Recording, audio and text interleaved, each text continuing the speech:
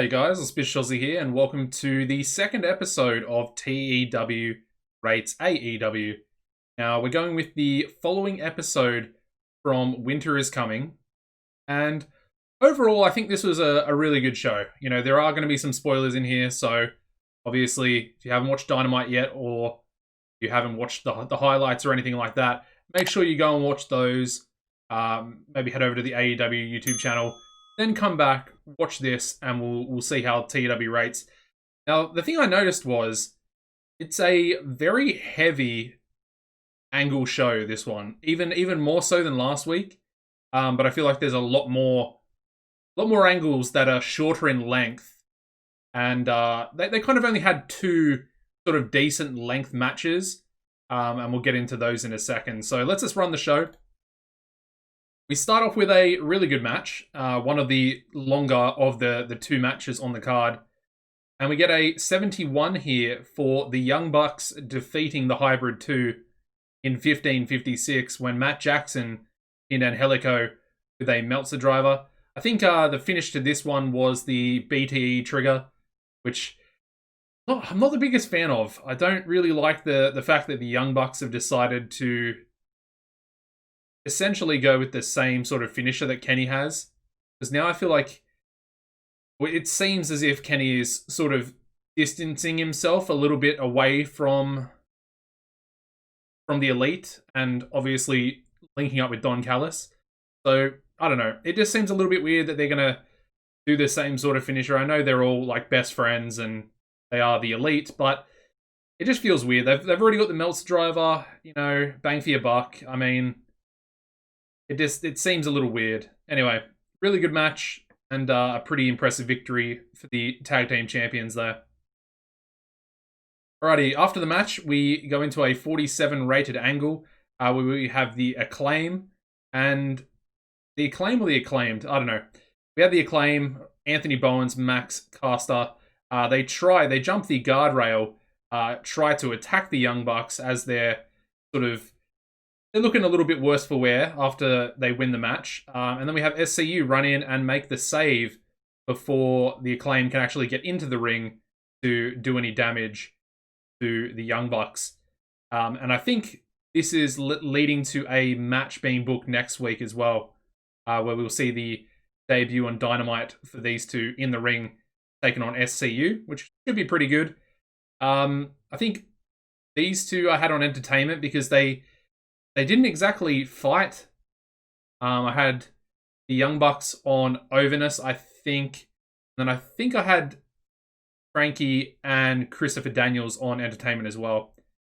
Actually, maybe... I think I might have actually had everybody on Entertainment.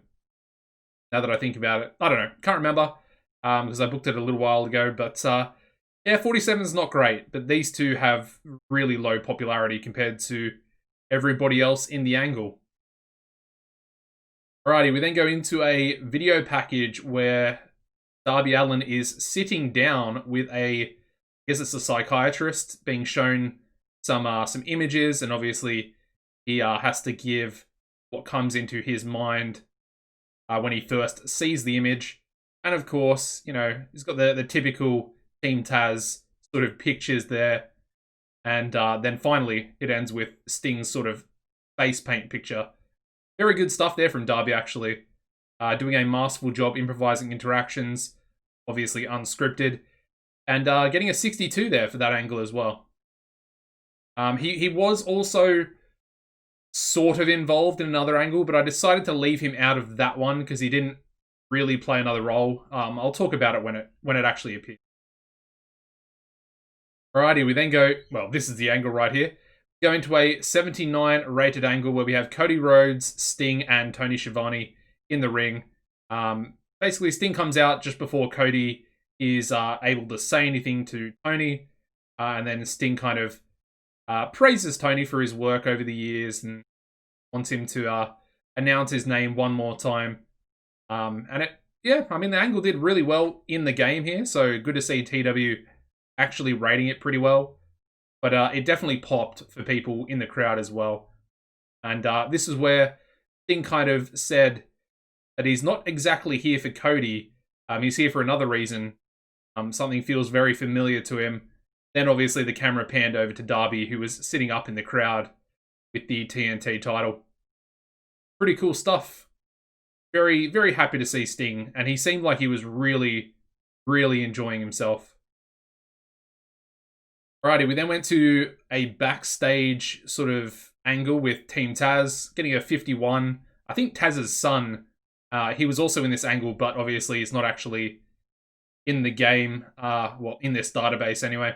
Another thing, I had to actually implement a few people into the database purely for this show because they weren't in the database either. But I did do that. Their pictures, I've just grabbed some random images and chucked the pictures up for them. But it's fine, and hopefully it won't, bother you guys too much. Anyway, 51's not great, but it's also not terrible. Team Taz, I think it was just basically Taz and Ricky doing the talking in this one. I think Paige had a one-liner at the end of it. Anyway, good to see both Taz and Ricky doing some good stuff without their scripts there as well, as you would sort of expect from them.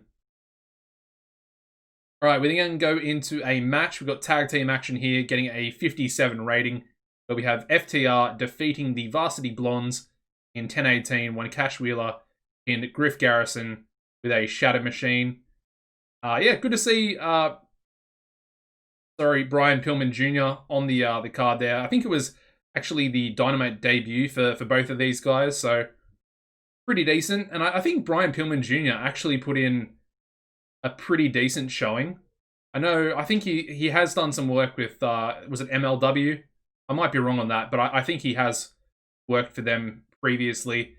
Griff, obviously, yeah, he actually had a nice little spell in there as well, but you can tell that he's also still fairly green. And, yeah, I mean, he'll just learn more. And I guess the TEW rating here has actually, shown that he is sort of underdeveloped a little bit. Only getting a 21 in-ring, whereas Brian Pillman Jr. getting a 39. And then, of course, FTR doing some really good stuff. Honestly, that's not a bad rating, to be fair. All right, we then go into a backstage bar angle, where we have Alex Marvez interviewing Hangman Paige at the bar. This angle getting a 48. But basically what happened was, in the middle of the interview, we had both Reynolds and Silver pop up with little cowboy hats on and essentially ask Hangman if he needed tag team partners for next week. Hangman sort of said no. They said, we're not trying to invite you into the Dark Order. We just want to tag with you. And Hangman, he sort of came around to the idea and then finally accepted. So I think next week they're going to be in a 6-man tag, which will be pretty funny and pretty interesting. And yeah, John Silver is an absolute star.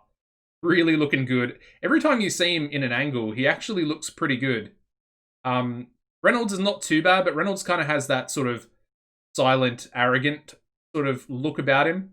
And I think it kind of works for him. Whereas Silver is kind of the comedy worker that's just able, that can go in the ring as well. Let's not be, too judgmental, but yeah. They work well together, and obviously Johnny Hungy, it's definitely over. Not a great angle though. As you can see, Reynolds and Silver both, struggling improvise with their non-scripted angles. And yeah, Hangman Page doing some good stuff there. Flavor of the month, hot catchphrase, and did well without a script. Alrighty, we then go into a 42 rated match. This one was a very quick match. In my head, I thought it might have gone for a little bit longer, but it was only about a 3 or 4 minute match where we had Dustin Rhodes defeating number 10, Preston Vance, in 4:49 by pinfall with a power slam. I decided to give it 5 minutes just because 5 minutes in TEW is essentially the maximum you can give a squash match. So yeah, I went for that just because this is a squash match and I don't know, it just made sense. Yeah, I mean, there's nothing else to really say about this one. It was kind of a strange match. There wasn't a lot of offense, and I guess it was more just to follow on from this next angle. We then have a 50 rated angle where we have Evil Uno and the rest of the Dark Order coming out, and they actually invite Dustin Rhodes to join the Dark Order. And, Dustin kind of has his hand out as if he's looking to eventually turn it like that, as the Dark Order do. And then he basically just bitch slaps Evil Uno across the face. But they don't immediately jump him, which is very interesting. Uno kind of says, stay back. And he eventually says, you're probably going to reconsider once you sort of see what's about to happen to you. And then they all leave. And I think this was an interesting angle. Very, very well done, I think. Just the whole timing of everything. Obviously, the slap across the face. The fact that, Uno prevented the Dark Order from actually going in there. I'm kind of liking Evil Uno as the leader. I know he's not the leader of the Dark Order, but they've definitely come a long way. Let's just say that. Apparently, Dustin Rhodes struggled when going off script, and then Evil Uno enjoyed. So, yeah, kind of expected maybe that to be the other way around, but there we go. Alrighty, we then go into another sort of interview angle backstage, or pre-recorded, I guess, with Tony Schiavone. This one getting a 58, and we have Tony interviewing both Brandy Rhodes and Shaquille O'Neal, who are in chairs apart from each other. And they sort of talk about the Jade Cargill attack. And Brandy Rhodes obviously has her arm in a bit of a sling there. And yeah, at the end of the angle, she kind of calls, Shaq an overgrown baby, I think it was, or something like that. Some overgrown man, or overgrown man-child or something like that. And then throws a cup of water that was very obviously put there on purpose because it was in Tony's hand. And she throws the water over Shaq. Interesting stuff. I think we're eventually going to see, obviously, Cody and Brandy versus Shaq and Jade Cargill, which will be interesting. Obviously, it's not going to be a great match or anything like that, but I guess more for popularity's sake and for eyes on the product is probably the way they're going with that one. Anyway, I kind of like the angle. It was pretty short, pretty sweet, and it was pretty funny when Tony put Shaq over more than he put Brandy over as well. Alrighty, we then go into a 67 rated angle here. Unfortunately, I didn't give MJF a picture because it wasn't auto-assigned to him. I think it is auto-assigned to him, but basically it's not assigned to his AEW character, if that makes sense. I don't know. It's a weird thing. I'll have to quickly go in and change it. I don't think I can change it. Actually, I might be able to change it here real quick. Let's go to MJF. And let's see if I can actually change this. So, MJF. Alright, there we go. Alright, hopefully that'll be fixed. Never mind. Anyway, that was basically the ultimatum angle for the Inner Circle. And yeah, we actually had a handshake there between Sammy Guevara and MJF. I think somewhere down the line, we're probably going to have both a match between Hager and Wardlow, and then I would say Sammy Guevara and MJF. Both will be very interesting to see if those matches do happen, who will actually win them. I could see Wardlow beating Hager, and then I guess I would see MJF probably beating Sammy. But I mean, you could realistically go either way. Like it wouldn't really matter that much, because they're all going to be stars in their own right. Even though you could probably say Hager is already a star, along with maybe MJF. Obviously, Sammy is as well. I'm a big fan of Sammy Guevara. I think he's very, very talented. Anyway, we then go into another backstage interview. There were a lot of backstage interviews on this show. I think we've even still got like another one or two left. But this one we have Alex Marvez interviewing FTR along with Tully Blanchard. This one getting us a 51 rating. And yeah, I mean, it was just a pretty simple angle where FTR kind of put themselves over, where they want to win back the tag team titles. And we had Cash also kind of taking blame for the loss at Full Gear. And then Tully also said that he was kind of the one to blame because he wasn't actually allowed at ringside. And when one member of the team is not there, bad things can happen. Anyway, Dax struggled going off script, but then we had Cash and Tully improvising well. We then go into the third last match on the show. It is a handicap match because prior to this one actually starting, we had the Butcher putting Pentagon through a table, or through the announcer table. Not through the announcer, through the timekeeper's table, I guess is the best way of saying it. And that basically left Lance Archer and Rey Fenix as the only two for their team. The match gets a 62, which is pretty good. I think I've made this one a Steal the Show match because it was pretty good. There was a lot going on. A decent amount of time as well. But we do have the family, of course, Kingston, Butcher, and Blade. And they defeat Lance Archer and Rey Fenix in a handicap match in 13-13 when the Blade pinned Lance Archer. Well, he actually pinned Rey Fenix. Probably should have made that Rey Fenix. That would have made a little bit more sense. With a neck breaker. I think it was their sort of neck breaker powerbomb finisher they have. Unfortunately, Lance seemed off his game. Apparently he's in amazing form, though, so that's interesting. And, Eddie has a groundswell of public support as well. All in all, pretty good match. I definitely enjoyed it. And we move on to a post-match attack, getting a 52 rating.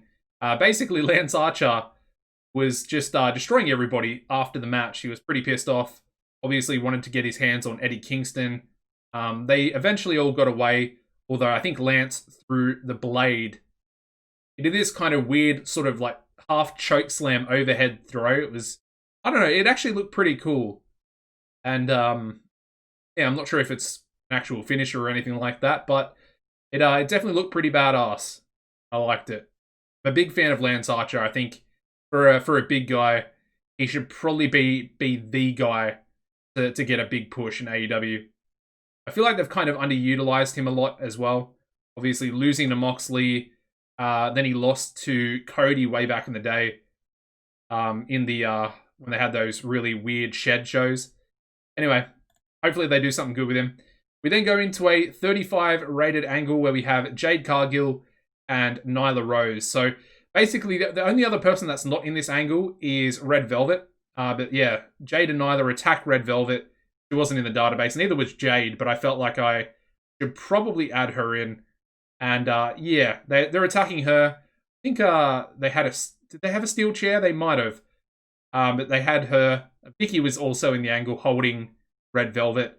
And then we had Serena, Deeb, and Big Swole making the save before Ivelisse attacked them as well to sort of finish off the angle.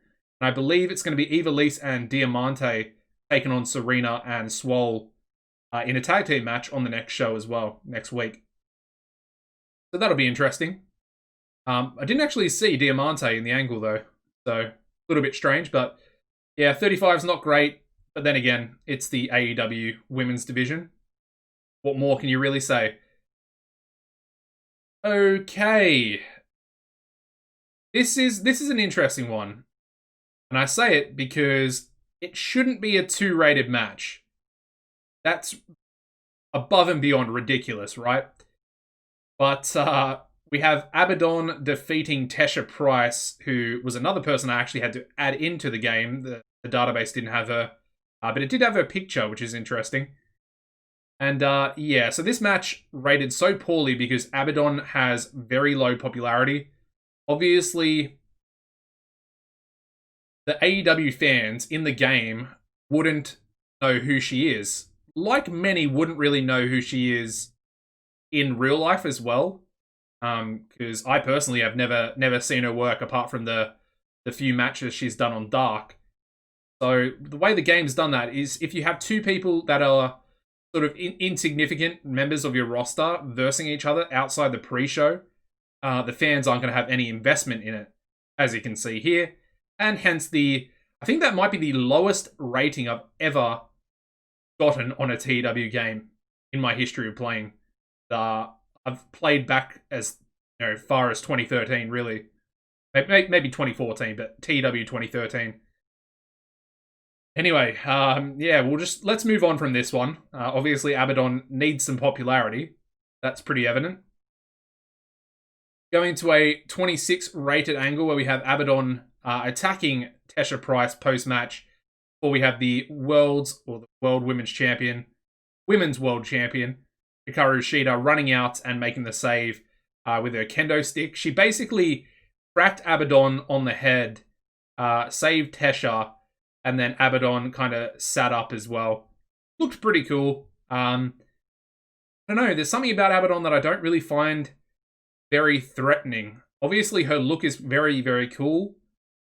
I feel like her look on someone like Chris Statlander with, more height would just be so much more threatening. Sort of like, I guess maybe The Undertaker or Kane would be a pretty good sort of representation of what you would want this sort of dark, evil, sinister character to look like. They need to be big and they need to be super intimidating.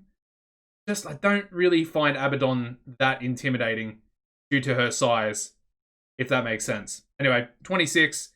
Shida struggled going off script. I put her on entertainment in the hopes that it would help the angle out. And it definitely didn't. So there we go. Alrighty, we go backstage once again for another interview. This one actually doing pretty well, getting a 66 rating. And we have Inner Circle doing a backstage interview with Tasha Gonzalez. Yeah, I get, what her old name used to be Tasha, was it Fuentes? I don't know. Anyway, backstage interview with Tasha. Obviously, they talk about MJF and the fact that they're all on the same page now. And they're looking to take over and, essentially dominate the AEW roster. Now, I think actually there's a big match planned next week as well. A 7-on-7 tag team match.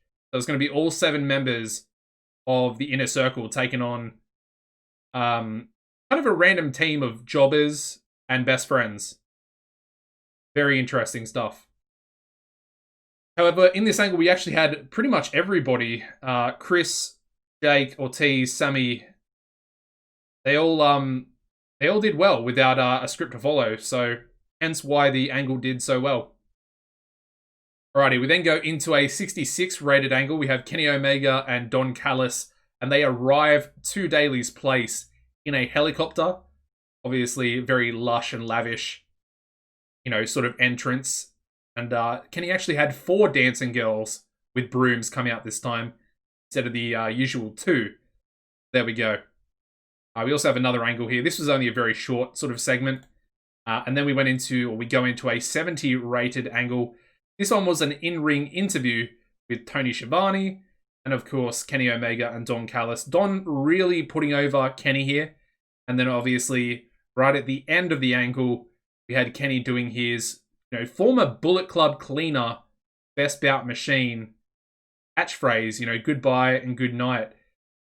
With the, the handgun as well, pointing it at the camera. So I thought that was very interesting. I feel like they are maybe foreshadowing a Gallows and Anderson Bullet Club reunion with Kenny. And then I guess they also kind of put over the fact that Impact might not be the only company that they, have a partnership with.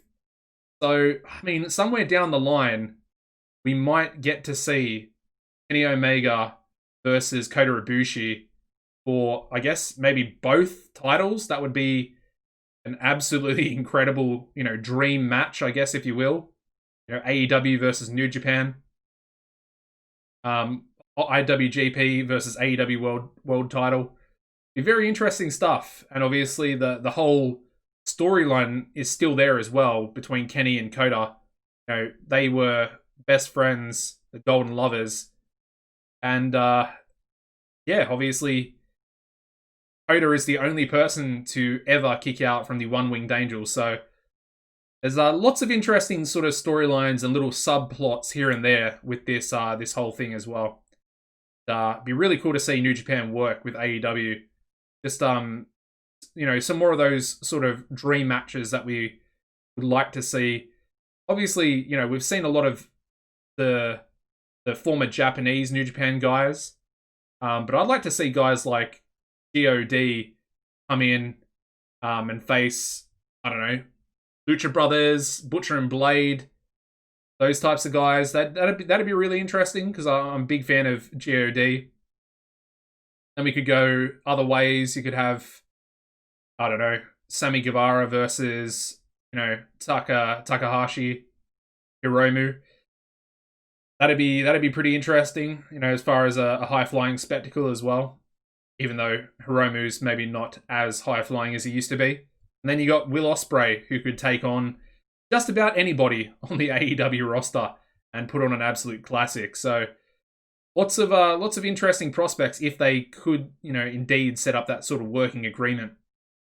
Anyway, we go into the main event match here, getting a 65. It's not too bad. It's not terrible. About what I would expect, because I believe this match is actually a decent bit higher than their current popularity. So yeah, it's pretty good. Also, I gave the match 20 minutes, whereas I think it was only about 16 minutes on the show. So yeah, it is what it is. Anyway, got MJF defeating Orange Cassidy in 20 minutes, 16 seconds by pinfall with a Swanton Bomb, following interference from Chris Jericho. Obviously, we had Inner Circle at ringside, and then we also had Best Friends and I think it was Best Friends, Varsity Blondes, and Brandon Cutler, who were also at ringside. There might have been someone else, but I think that was it. So they kind of made it into like a weird sort of lumberjack match, even though it wasn't actually a real lumberjack match. I don't know.